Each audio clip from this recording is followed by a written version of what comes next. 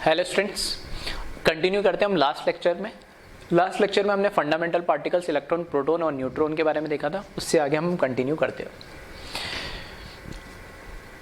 तो यहाँ पे हमने लिखा कंस्ट्रक्शन ऑफ एटम में हमने बात करी थी लास्ट लेक्चर में कि atom are the ultimate part of matter. ठीक है, मैटर का अल्टीमेट पार्ट ये सबसे छोटा पार्ट जो होता है मैटर का, वो क्या होता है? एटम होता है।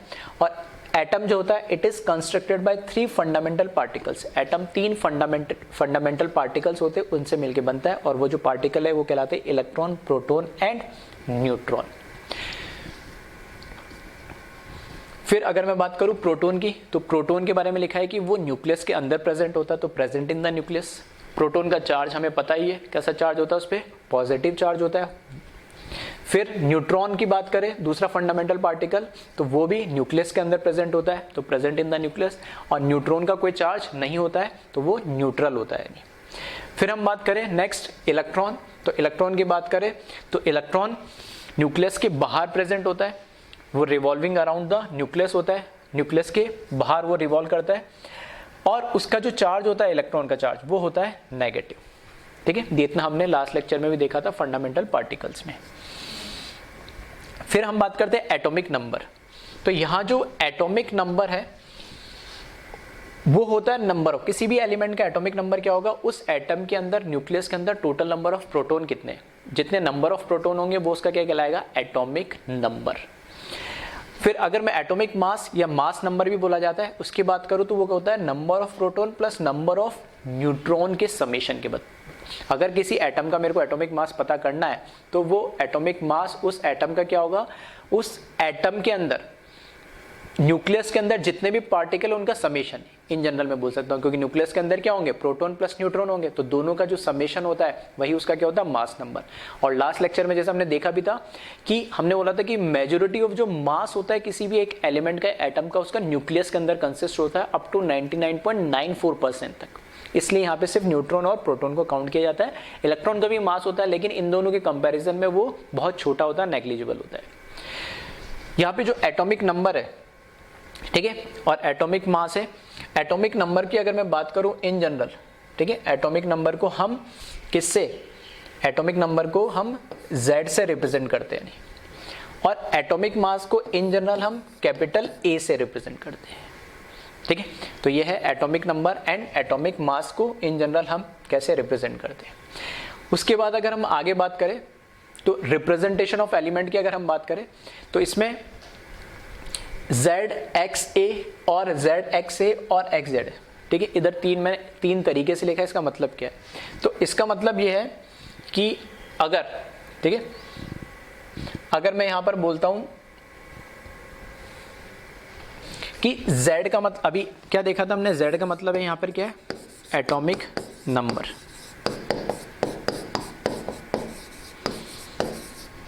ठीक है, A का मतलब है यहां पे एटॉमिक मास, और X का मतलब क्या है? X कोई भी एलिमेंट हो सकता है ये, ठीक है, कोई भी एलिमेंट का एटम हो सकता है। तो इन जनरल इस तरीके से हम रिप्रेजेंट करते हैं। तो रिप्रेजेंटेशन करने का तरीका अलग अलग हो सकता है, कोई फर्क नहीं पड़ता उससे, अलग अलग बुक्स में अलग अलग तरीके से आप देख सकते हो। तो X तो बताता है कोई भी एलिमेंट, जो मैं बोल रहा हूं नीचे सबस्क्रिप्ट के अंदर, ठीक है, बॉटम साइड में जो लिखा होता है वो हमेशा क्या होता है? एक एटॉमिक नंबर होगा। वो लेफ्ट में भी हो सकता है, या फिर राइट में भी हो सकता है।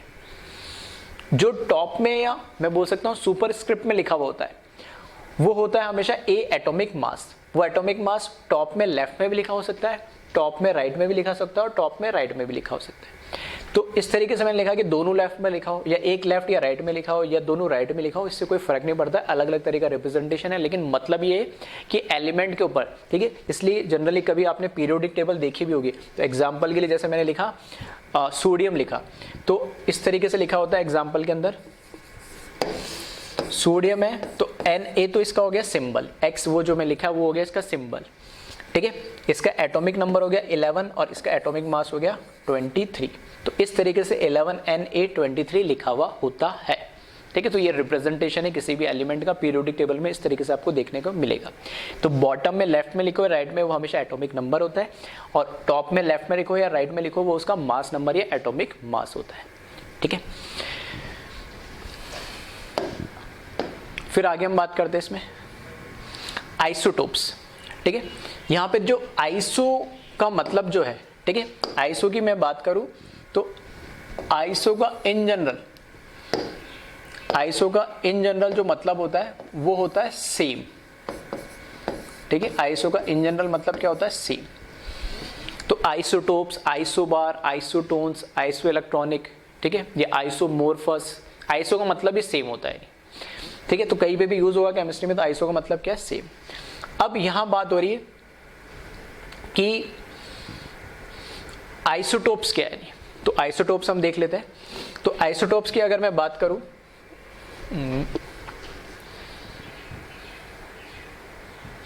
ठीक है, तो आइसोटोप्स क्या होता है उनकी हम बात करते हैं। तो जैसे मैंने लिखा है हाइड्रोजन, H इसका सिंबल, H इसका सिंबल, H इसका सिंबल, नीचे मैंने अभी बताया 111 लिखा है, मतलब ये इसका क्या है? एटॉमिक नंबर है। मतलब एटॉमिक नंबर का मतलब क्या है? उतने उसमें प्रोटॉन होंगे, तो इसमें एक प्रोटॉन है।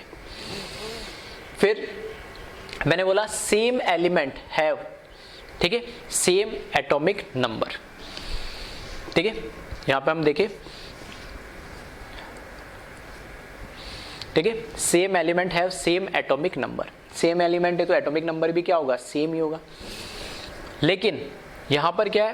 पहले के अंदर क्या लगाया? ऊपर मैंने मास नंबर भी उसका लिखा 1, दूसरे पे इसका मास नंबर आया 2, तीसरे पे इसका मास नंबर आया 3।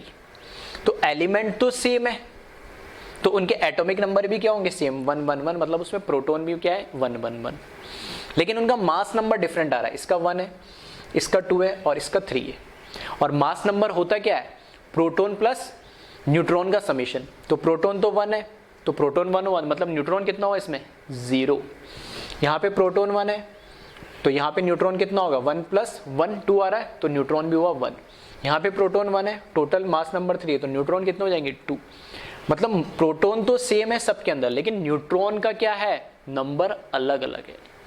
तो आइसोटोप्स को मैं क्या बोल सकता हूँ? आइसोटोप्स वो मैं बोल सकता हूँ स्पीसीज होते हैं या वो कंपोनेंट्स होते हैं जिनका एटॉमिक नंबर या नंबर ऑफ प्रोटॉन जिसके अंदर क्या होते हैं? सेम होते हैं। जिनका एटॉमिक नंबर तो सेम होता है या प्रोटॉन का नंबर तो सेम होता है, लेकिन मास नंबर अलग अलग होता है। मास नंबर अलग अलग क्यों हो जाता है? क्योंकि उसमें नंबर ऑफ न्यूट्रॉन्स क्या आ जाते हैं? अलग अलग आ जाते हैं। ठीक है, तो यहां पर बट डिफरेंट मास नंबर। तो हमने बोला आइसोटोप्स क्या है? आइसोटोप्स वो एलिमेंट्स होते हैं जिनके अंदर एटॉमिक नंबर तो सेम होगा, लेकिन उनका मास नंबर क्या हो जाता है? डिफरेंट आ जाता है। ठीक है, तो आर कोड आइसोटोप्स वो अलग अलग करके डेफिनेशन दे रखी।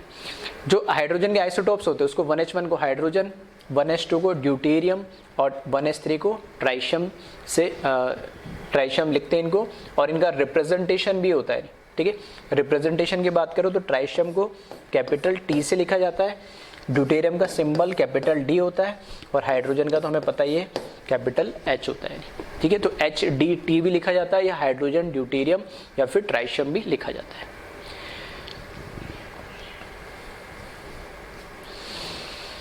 ठीक है, तो 3 आइसोटोप्स होते हैं हाइड्रोजन के, 1H2, 1H1, 1H2, 1H3। इसी तरीके से नेक्स्ट एग्जांपल देखिए कार्बन। तो सबका एटॉमिक नंबर क्या है? सेम 6 है, जो कि सेम होना चाहिए। Same element have same atomic number, वो हमें पता ही है। फिर फर्स्ट का मास 12, सेकंड का मास 13 और थर्ड का मास 14। तो इनका mass number but different mass number, इनका मास नंबर क्या है? डिफरेंट है। यानी तो जिनका एटॉमिक नंबर सेम हो, मास नंबर डिफरेंट है, उन्हीं को हम क्या बोलते हैं? आइसोटोप्स बोलते हैं। ठीक है, so these are 3 isotopes of carbon. ये कार्बन के 3 आइसोटोप्स है। इसको इस तरीके से बोला जाता है C12, C13 और C14। ठीक है, फिर बात करते हैं हम आइसोबार्स। आइसोबार्स क्या है? तो आइसोबार्स को समझने के लिए 2 एग्जांपल लिए। एक तो कार्बन जिसका एटॉमिक नंबर 6 होता है, एक नाइट्रोजन जिसका एटॉमिक नंबर होता है 7। तो यहां लिखा है एटम्स ऑफ डिफरेंट एलिमेंट्स। ठीक है, इसमें एटम तो अलग अलग एलिमेंट के, ये एलिमेंट कार्बन है और ये है नाइट्रोजन, तो एटम है अलग अलग, तो एटॉमिक नंबर भी उनके क्या होंगे? अलग अलग। बट इनके जो मास नंबर होते हैं ना, वो क्या हो जाते हैं? सेम हो जाते हैं आइसोबार्स में। ठीक है, तो वही लिखा है but have similar mass number. Atom of different element but have similar mass number. ऐसे एलिमेंट्स के जिनके एटॉमिक नंबर तो अलग अलग हो लेकिन मास नंबर सेम हो तो उनको क्या बोलते हैं हम, आइसोबार्स। अब इसमें देखना, ये तो क्या है, प्रोटॉन के नंबर 6 और 7, तो इसमें प्रोटॉन 6 है तो रिमेनिंग क्या 8 न्यूट्रॉन होंगे। इसमें प्रोटॉन 7 है तो इसमें न्यूट्रॉन कितने होंगे, वो भी 7 होंगे। तो प्रोटॉन के नंबर भी अलग हो गए और इसमें न्यूट्रॉन के नंबर भी अलग हो गए। लेकिन हाँ, एटॉमिक नंबर तो अलग अलग होते हैं, लेकिन हम क्या बोलते हैं, आइसो का मतलब यहाँ पे सेम क्या है, यहाँ पर मास नंबर इनका सेम होता है तो इनको हम क्या बोलते हैं, आइसोबार्स। ठीक है, तो वही लिखा, atoms of different element but have similar mass number are called isobars. ठीक है, फिर देखिए आइसोटोन्स। आइसोटोन्स को समझने के लिए यहां पर मैंने एक लिया कैल्शियम और एक लिया पोटेशियम। कैल्शियम का एटॉमिक नंबर होता है 20, पोटेशियम का एटॉमिक नंबर होता है 90। तो यहां लिखा एटम्स ऑफ डिफरेंट एलिमेंट्स, फिर से ये एटम डिफरेंट एलिमेंट के, एक कैल्शियम है और एक पोटेशियम है। इसका मास नंबर होता है 40 और पोटेशियम का मास नंबर होता है 39। अब आइसोटोन्स का मतलब क्या, आइसोटोन्स का मतलब है कि नंबर ऑफ न्यूट्रॉन्स क्या होते हैं ऐसे एलिमेंट्स के अंदर सेम होते हैं। यानी न्यूट्रॉन्स कैसे निकालेंगे, ये प्रोटॉन एटॉमिक नंबर और ये प्रोटॉन प्लस न्यूट्रॉन, तो टोटल में से ये माइनस कर दे तो टोटल तो 40 और उसमें से प्रोटॉन कितने 20, तो कितना बचेगा 20 न्यूट्रॉन इसमें। इसी तरीके से यहाँ पे प्रोटॉन कितने 39 और दोनों का समेशन प्रोटॉन प्लस न्यूट्रॉन कितना 39। ठीक है, तो 39 में से ये 19 जाएगा तो कितना बचेगा 20। तो नंबर ऑफ न्यूट्रॉन इसमें भी 20 आ रहे हैं, नंबर ऑफ न्यूट्रॉन इसमें भी 20 आ रहे हैं। तो ऐसे एलिमेंट जिसके अंदर नंबर ऑफ न्यूट्रॉन्स क्या हो रहे हैं, सेम हो रहे हैं, तो हम उनको क्या बोलते हैं, आइसोटोन्स बोलते हैं। ठीक है, तो वही लिखा एटम्स ऑफ डिफरेंट एलिमेंट्स। तो यहाँ पे नंबर ऑफ न्यूट्रॉन अगर मैं काउंट करूँ तो 40 माइनस 20। ठीक है, यहाँ पर नंबर ऑफ न्यूट्रॉन्स में अगर काउंट करूँ तो यहाँ पे 39 माइनस 19 ये भी 20। तो ये यहाँ पर मैं बोल सकता हूँ कि न्यूट्रॉन के जो नंबर आ रहे हैं, ठीक है, न्यूट्रॉन के जो नंबर आ रहे हैं वो क्या आते हैं, सेम आते हैं। यहाँ पे भी 20 आ रहा है और यहाँ पे भी नंबर ऑफ न्यूट्रॉन कितना आ रहा है 20 आ रहा है। तो जिनके अंदर नंबर ऑफ न्यूट्रॉन क्या होते हैं, सेम होते हैं, उन्हीं को हम क्या बोलते हैं, आइसोटोन्स बोलते हैं। यानी ठीक है, तो वही लिखा है atoms of different element that have same number of neutrons. ठीक है, सेम नंबर ऑफ न्यूट्रॉन्स, ठीक है, आर कॉल्ड आइसोटोन्स। तो आइसोटोप्स देख लिया हमने, आइसोबार देख लिया, आइसोटोन्स देख लिया। फिर अगर हम बात करें कि आइसोटोप, आइसोटोन्स एंड आइसोबार्स को एक साथ हमें रिप्रेजेंट करना है ग्राफिकल वे में, तो कैसे करेंगे हम। ठीक है, तो यहाँ पर वाई एक्सिस पे मैंने लिया नंबर ऑफ प्रोटॉन, मतलब यहाँ से ऊपर जाएंगे तो नंबर ऑफ प्रोटॉन बढ़ेंगे। एक्स एक्सिस पे मैंने लिया नंबर ऑफ न्यूट्रॉन, मतलब यहाँ जाएंगे तो नंबर ऑफ न्यूट्रॉन बढ़ेंगे। यानी अब यहाँ पे मैंने लिखा आई, नीचे आ गया आइसोटोन्स। आइसोटोन्स का मतलब क्या होता है, जिसमें नंबर ऑफ न्यूट्रॉन क्या होते हैं, सेम। तो नंबर ऑफ न्यूट्रॉन देखेंगे इस एक्सिस पे, यहाँ पे जाने पे न्यूट्रॉन बढ़ेंगे, यहाँ जाने पे क्या होंगे, कम होंगे। तो इस पे आइसोटोन ऐसे क्या है, कांस्टेंट है। मतलब आइसोटोन का मतलब नंबर ऑफ न्यूट्रॉन सेम या कांस्टेंट। फिर अगर मैं बात करूं आइसोटोप्स, आइसोटोप्स का मतलब क्या होता है, जिसका एटॉमिक नंबर सेम होता है। एटॉमिक नंबर का मतलब क्या होता है, प्रोटॉन नंबर, जिसमें प्रोटॉन नंबर क्या हो, सेम हो। तो यहाँ पे देखना प्रोटॉन यहाँ जाने पे बढ़ेंगे, यहाँ जाने पे कम होंगे, यहाँ पे नंबर ऑफ प्रोटॉन क्या रहेंगे, सेम रहेंगे।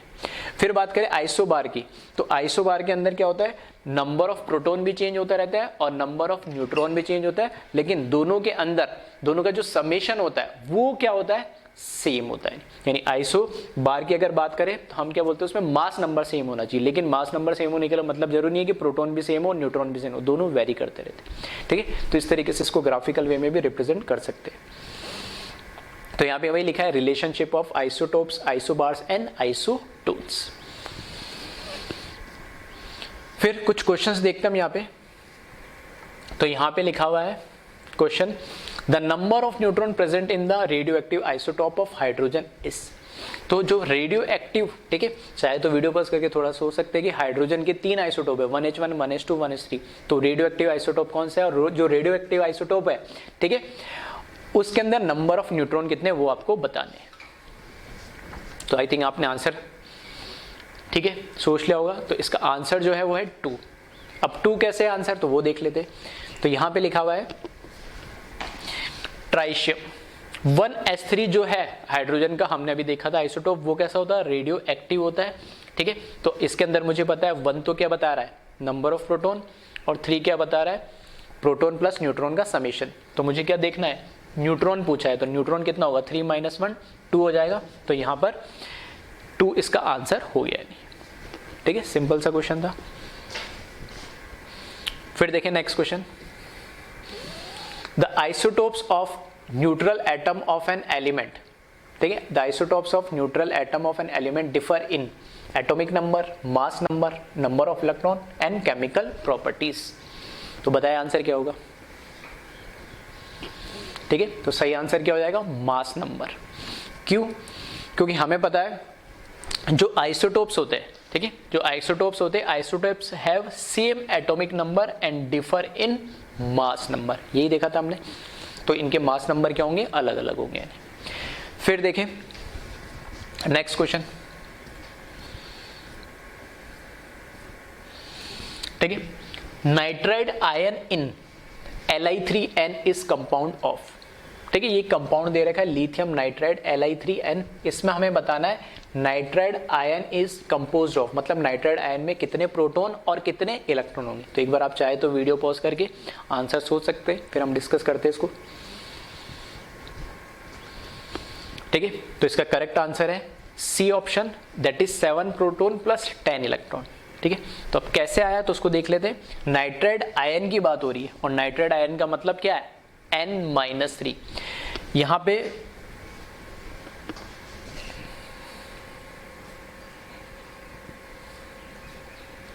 ठीक है, तो यहां पे आप देख सकते हो नाइट्राइड आयन का मतलब ये जो Li3 दे रखा है, ठीक है, Li3n दे रखा है।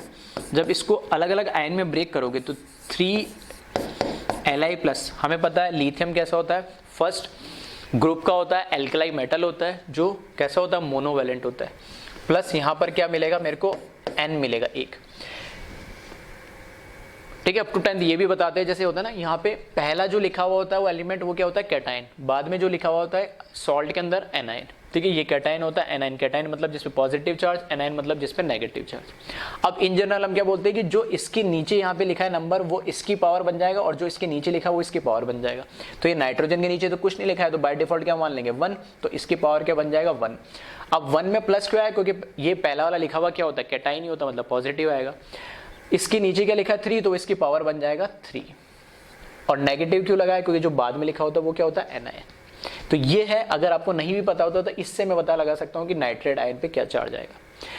क्योंकि यहाँ पे 3Li लिखा है तो 3 Li प्लस होंगे, एक नाइट्रोजन लिखा है तो एक N आ जाएगा। तो ये मुझे यहाँ से क्या मिला, नाइट्राइड आयन। तो इस नाइट्राइड आयन में कितने प्रोटॉन होंगे और कितने इलेक्ट्रॉन होंगे वो पूछा गया है। ठीक है, तो यहाँ से देखें कि नाइट्राइड आयन में मैं देख सकता हूं कि अगर ये न्यूट्रल होता है नाइट्रोजन एटम तो उसमें 7 प्रोटॉन और टोटल 14 क्या होते हैं, उसमें उसका मास नंबर होता है 7 and 14। तो नंबर ऑफ प्रोटॉन तो कितना हो गए 7। तो यहाँ पे -3 आने का मतलब क्या, इलेक्ट्रॉन को उसने क्या करा, गेन करा। इलेक्ट्रॉन को गेन करा या इलेक्ट्रॉन को लिया, मतलब उसमें नंबर ऑफ इलेक्ट्रॉन्स क्या हो गए, बढ़ गए। N-3 means gain of 3 electron, और इलेक्ट्रॉन गेन करे तो पहले जितने प्रोटॉन थे उतने ही क्या होंगे, इलेक्ट्रॉन होते। तो 7 तो पहले थे और 3 इलेक्ट्रॉन और आए, तो कितने हो गए 7 + 3 10। तो इलेक्ट्रॉन तो अब 10 हो गए, लेकिन प्रोटॉन अभी भी कितना है 7। तो मैं बोल सकता हूँ जो 7 प्रोटॉन और 10 इलेक्ट्रॉन्स होंगे। किसी भी एटम पे अगर नेगेटिव चार्ज आता है, किसी भी एटम पे अगर नेगेटिव चार्ज आ रहा है मतलब इलेक्ट्रॉन गेन कर रहा है, किसी भी एटम पे अगर पॉजिटिव चार्ज आ रहा है मतलब इलेक्ट्रॉन को वो क्या कर रहा है, लूज कर रहा है। तो हम ऐसा बोल सकते हैं यहाँ पे एक लिथियम में 1 इलेक्ट्रॉन लूज करा, तो 3 लिथियम ने 3 इलेक्ट्रॉन लूज करेंगे, तो वो नाइट्रोजन ने 3 इलेक्ट्रॉन गेन कर लिए। इस तरीके से आप समझ सकते हैं। तो इतना हमें पता है कि नाइट्रोजन जो 7 and 14 मतलब न्यूट्रल फॉर्म में एटॉमिक नंबर 7 है, मतलब प्रोटॉन 7 है, और 14 का मतलब प्रोटॉन प्लस न्यूट्रॉन दोनों का क्या है, समेशन 14, मतलब उसमें 7 ही न्यूट्रॉन है 7 ही प्रोटॉन है। लेकिन जितने प्रोटॉन होते हैं उतने इलेक्ट्रॉन होते हैं किसी भी न्यूट्रल एटम में, तभी वो क्या रहेगा, न्यूट्रल रहेगा। फिर देखें नेक्स्ट,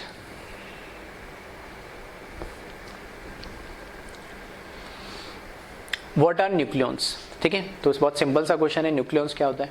तो हमने न्यूक्लियॉन्स किसको बोला है, जो न्यूक्लियस के अंदर प्रेजेंट होते हैं उन सभी पार्टिकल्स को हमने क्या बोला, न्यूक्लियॉन्स बोला है। ठीक है, तो कौन कौन से होंगे इसका आंसर, ठीक है, प्रोटॉन प्लस न्यूट्रॉन। क्यों, क्योंकि हमें पता है कि proton and neutron are present in the nucleus. जो न्यूक्लियस के अंदर प्रेजेंट होता है वही क्या कहलाते हैं, न्यूक्लियॉन्स भी कहलाते हैं। नेक्स्ट क्वेश्चन देखें, number of fundamental particles present in 3Li7। ठीक है, लिथियम का एटॉमिक नंबर 3 होता है और उसका एटॉमिक मास होता है 7। तो उसमें नंबर ऑफ फंडामेंटल पार्टिकल्स कितने वो हमें बताने हैं, ठीक है। तो 3, 4, 6, 10 टोटल फंडामेंटल पार्टिकल्स हमें इसमें बताने, तो इसका आंसर हो जाएगा करेक्ट 10। कैसे? तो बहुत सिंपल सा अगेन क्वेश्चन है कि number of fundamental particle equals to number of electron plus number of proton plus number of neutron. तो यहाँ पर 3 तो क्या है, प्रोटॉन है, और ऊपर क्या लिखा है, मास नंबर में प्रोटॉन प्लस न्यूट्रॉन। मतलब यहाँ पे मैं ऐसा बोल सकता हूँ,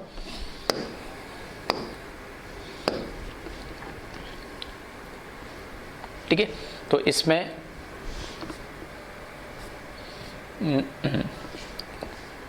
तो यहाँ पर हम इसमें बोल सकते हैं कि इसमें कितना है 3Li, ठीक है, 7 इस साइड लिख दिया मैंने।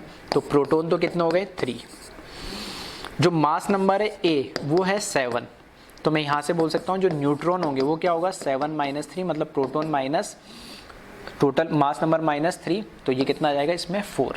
तो न्यूट्रॉन आगे 4 और इलेक्ट्रॉन कितने होंगे, जितने प्रोटॉन होते हैं न्यूट्रल एटम में उतने ही क्या हो जाएंगे उसमें इलेक्ट्रॉन हो जाएंगे। तो यहाँ पे प्रोटॉन 3, इलेक्ट्रॉन भी 3, तो ये हो गए 6, और न्यूट्रॉन कितने हो गए 4। तो 3 + 3 6 और 4 कितना हो जाएगा 10 टोटल फंडामेंटल पार्टिकल्स आगे। फंडामेंटल पार्टिकल्स मतलब इलेक्ट्रॉन, प्रोटॉन एंड न्यूट्रॉन, ठीक है। तो इस तरीके से हम ये बेसिक से सिंपल से क्वेश्चन हमने देखे हैं इनको, ठीक है।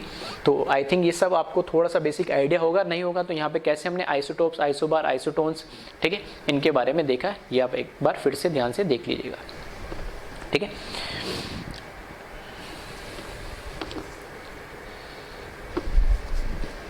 ठीक है, तो आज इतना ही देखते हैं हम। Okay, thank you class.